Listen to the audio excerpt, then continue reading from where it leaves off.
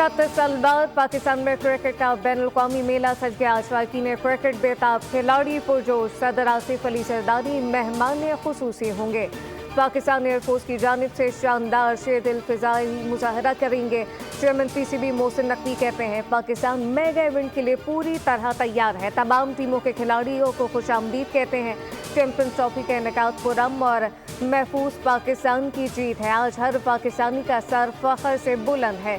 पाकिस्तानी कौम ने साबित किया कि वो क्रिकेट के दिलदादा हैं और क्रिकेट से मोहब्बत करते हैं।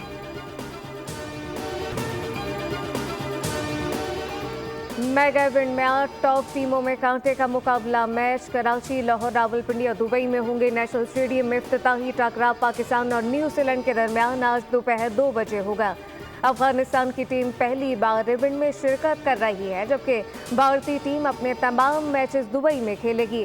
पाकिस्तान टीम होम ग्राउंड पर टाइटल का दिफा करने के लिए पुरअज़्म। चैंपियन को 62 करोड़ रुपए से ज़ायद की रकम मिलेगी। बोल न्यूज़ लाया खेल का जुनून। चैंपियंस ट्रॉफी पर बोल न्यूज़ की चैंपियन ट्रांसमिशन मेज़बान फैसल करीम और सादिया सैमसन का दिलकश स्टाइल नाज़रीन को प्रोग्राम से जोड़े रखा। क्रिकेट तज़ियाकार फवाद मुस्तफ़ा और तनवीर अहमद ने पाक न्यूजीलैंड मैच पर जानदार तबसरा किया। फवाद मुस्तफ़ा ने कहा पाकिस्तान टीम को कारकर्दगी में तसलसल लाना होगा। तनवीर अहमद ने मुसलसल रोने धोने पर भारत को आड़े हाथों ले लिया।